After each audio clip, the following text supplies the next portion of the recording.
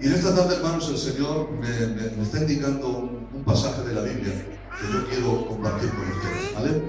Mandarles un saludo muy fuerte de tierras levantinas. Esta es la Costa del Sol, yo vengo de la Costa Cálida, de la ciudad de Murcia. Entonces, reciban un fuerte abrazo, hermanos, y un cordial saludo de la zona de Murcia, de sus hermanos. El pastor de mi iglesia me encargó que lo dijera.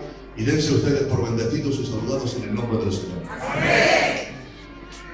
Quiero predicarles, hermanos, un sermón de la palabra, pero quiero antes que nada hacerles un ruego.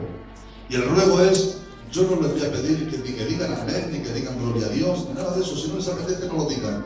Pero sí les quiero pedir que por favor agudicen el sentido de la audición, presten atención, y después yo le voy a pedir al Señor que haga con ustedes como hizo con Lidia, vendedora de púrpura, que el Señor le abrió el corazón para que pudieran escuchar y entender la palabra del Señor. ¿Vale? Vamos a leer un pasaje que se encuentra en el Evangelio de San Juan, en el capítulo 8.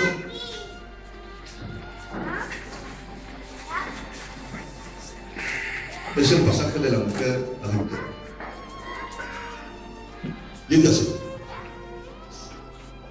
cada uno se fue a su casa, y Jesús se fue al monte de los olivos. Y por la mañana volvió al templo, y todo el pueblo vino a él, y sentado él les enseñaba.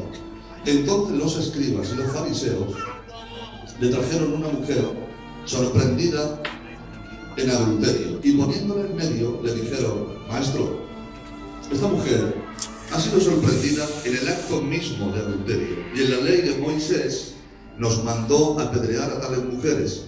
Tú pues, ¿qué dices? Mas esto decían tentándole para poder acusarle, pero Jesús, inclinado hacia el suelo, escribía en tierra con el dedo. Pero como ellos insistían en preguntarle, se enderezó y les dijo: el que de vosotros esté sin pecado sea el primero en arrojar la piedra contra ella. E inclinándose de nuevo hacia el suelo, siguió escribiendo en tierra. Pero ellos, al oír esto, acusados por su conciencia, salían cada uno, comenzando desde los más viejos hasta los postreros, y quedó solo Jesús y la mujer que estaba en medio. Enderezándose Jesús y no viendo a nadie sino a la mujer, le dijo: Mujer, ¿dónde están los que te acusaban? ¿Ninguno te condenó? Ella le dijo: Ninguno, Señor. Entonces Jesús le dijo: ni yo tampoco te condeno. Vete, pero no peques más. El relato que acabamos de leer, hermanos, nos está dando a demostrar el estado espiritual de decadencia en el que se encontraba a estas alturas no solamente la nación de Israel, sino las cabezas y los líderes, tanto políticos como religiosos de la época. Hemos leído, hermanos, un relato que no lo vamos a volver a mencionar, en el que dice la Biblia que traen a una mujer, la ponen delante del Señor y le lanzan una acusación. El Señor, hermanos, estaba escribiendo con el dedo en tierra, y como que no les hacía caso, hermanos, seguía escribiendo. Ellos insisten en preguntarle, y el Señor, sin levantarse, simplemente levanta la mirada, les hace una pregunta, hermanos, que le rompió por completo por dentro, y sigue escribiendo con el dedo en tierra. Se marchan aquella gente, hermanos, se queda él solo con la mujer, y ya hemos leído la historia. Decirles, hermanos, que el Señor sabía perfectamente lo que había en el corazón de esta mala gente que vino. Allí vinieron, hermanos, escribas y fariseos, que eran los peritos, los técnicos de las escrituras, porque déjenme decirles, hermanos, que no hacía falta ser demasiado inteligente para darse cuenta de las malas intenciones que traían esos señores que venían acusando a esa mujer de haber cometido un pecado. Porque dice la palabra del Señor, como así lo relata el propio apóstol San Juan, en el versículo 6, mas esto decían tentándole para poder acusarle. Gloria al nombre del Señor. Venían con las peores intenciones del mundo, hermanos, lanzando al Señor y proponiéndole una encrucijada de la que ellos pensaban que iba a ser imposible que el Señor pudiera salir airoso. Ellos pensarían y dirían: ya le tenemos cazado, ya tenemos la excusa perfecta. Si Él dice que sí, que cumplamos con la ley y que apedreemos a la mujer, hace inválido el mensaje que Él predica del perdón, porque no está perdonando a su mujer, a esa mujer. Si por el contrario dice que sí, que vamos a hacerlo de esta forma, se está contradiciendo también y le tenemos pillado si dice que la apedreemos, porque entonces Él está está siendo quebrantador de la ley y le tenemos pillado tanto si dice vamos a apedrearla como si dice no la apedreemos. Ellos se frotaban la mano de gusto, hermano, pensando que ya le habían capturado y que de esa no se saltaba o no se escapaba. Pero el Señor, hermano, siendo más inteligente que todos ellos, siendo más listo inmensamente que todos ellos, hermano, supo perfectamente que esos judíos estaban falseando la ley, porque habían cometido una falta, hermanos, que saltaba a la vista, porque era palpable. El libro de Levítico, en el capítulo 10 y versículo 10, dice taxativamente: si un hombre comete adulterio con la esposa de otro hombre, esto es, con la esposa de su prójimo o de un paisano, ambos, adúltero y adúltera, deben de ser apedreados. Él sabía, hermano, que existía esa escritura y los que la trajeron a la mujer también. Entonces, hermano, él preguntaría, o pregunto yo en esta tarde, ¿de acuerdo? Dice que pillaron a los dos, trajeron a la mujer, pero ¿dónde estaba el hombre? Al hombre lo dejaron escapar, hermano, lo cual nos demuestra que la mujer que trajeron era lo menos importante. Fue el cebo que estaban poniendo para poder acusar al Señor y poder cargárselo, hermano, y acabar con su ministerio. Pero el Señor, hermanos, hizo algo tremendo y fue muchísimo más listo que ellos, porque apeló a sus conciencias. Él fue directamente, hermanos, al sentimiento y al corazón cuando le dijo aquella frase que le dijo a aquella gente: bendito sea el nombre del Señor. Mira, el Señor, hermano, no nos ha conquistado ni con fuerza ni con violencia.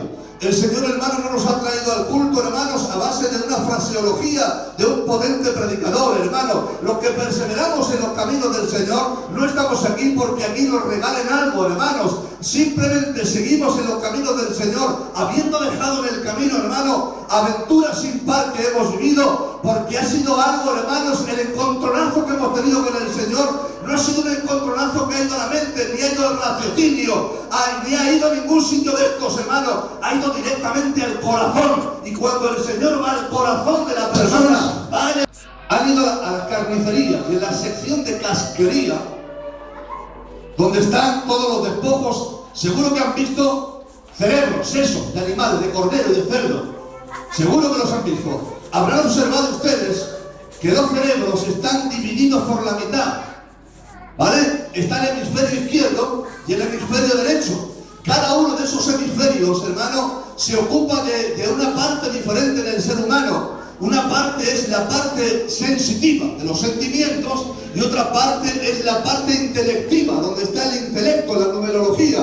Cuando se predica el Evangelio, hermanos, la palabra que se oye por el oído viaja a través de las neuronas directamente hasta el cerebro, a la parte racional, donde hay que razonar, hermanos. Y cuando hay que razonar, ¿qué es el Evangelio? Pues no es razonable, hermano, porque en el Evangelio hay cosas que son contrarias a la razón. Hay un pasaje, hermanos, en el libro de Jeremías, que es un pasaje que los judíos conocen perfectamente, porque, como digo, hermanos, ellos conocen perfectamente las escrituras, son médicos. Nosotros a lo sumo podemos memorizar algún texto de la Biblia. Ellos, hermanos, desde bien pequeños tienen que estar memorizando capítulos enteros, hermanos, y luego vienen las interpretaciones, la Mishnah, la Gemara, la Kos, el Talmud, etcétera, etcétera, etcétera. Conocen cada texto, cada signo ortográfico, cada punto, cada coma, conocen toda la escritura, hermanos. Y, hermanos, cuando el Señor estaba sentado en tierra, y ahora lo van a entender por qué, hay un versículo en el libro del profeta Jeremías, en el capítulo 17, versículo 13, porque si observan, preguntaron al Señor dos veces: Señor, ¿qué dices? Y el Señor callaba y escribía. Pero como ellos insistieron en preguntarle, entonces el Señor se enderezó y dijo unas palabras. Está demostrado, hermano, por la tradición, que lo que el Señor estaba escribiendo en este versículo que yo les voy a leer ahora, hermano, si quiero que presten mucha atención. Dice el versículo en Jeremías o Yermiyahu, capítulo 17, versículo 13. Esperanza de Israel, oh Yahvé, todos los que te han abandonado. Yo creo, hermanos, que cuando el Señor empezó a escribir este texto, creo yo, los judíos que venían con las piedras en la mano, y muy posiblemente, déjenme hermano que yo tratar de especular un poco con la palabra, muy posiblemente el que encabezaba la turba para linchar a la mujer, posiblemente fuera incluso el propio adúltero, que venía allí, hermanos, envuelto entre la gente. Pero